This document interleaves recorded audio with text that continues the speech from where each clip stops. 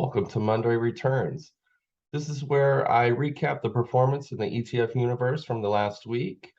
I just wanted to give a quick update on the kind of the winners and losers from the last week. So let's jump into it.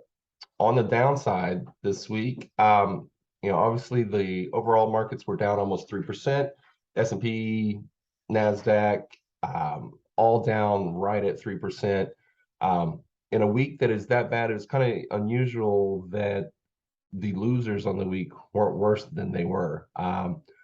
It really wasn't. It was kind of spread out from sectors, a couple of utility funds, 3 or 4 utility funds in here, some mortgage real estate funds, and then our good buddy, the BDRY, which is a bulk shipping ETF based on shipping across the seas.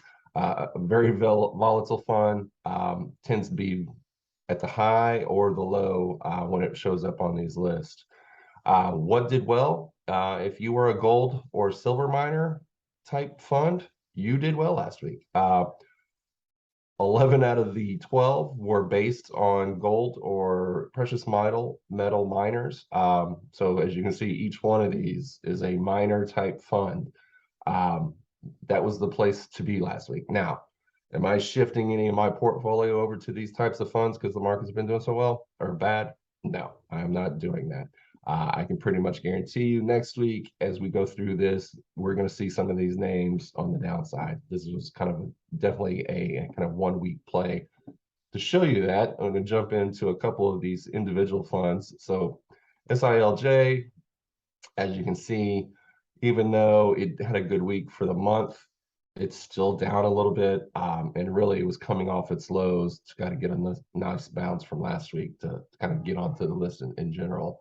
SIL, another silver-based one, again, same type of price movement, was coming off the lows. So, lows or a bounce off the low is kind of where you get those double-digit returns.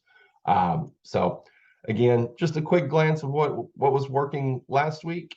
I can pretty much guarantee you that's not going to be what's going to work this week from a returns perspective. So anyway, I hope you have a great week, and I'll see you next time.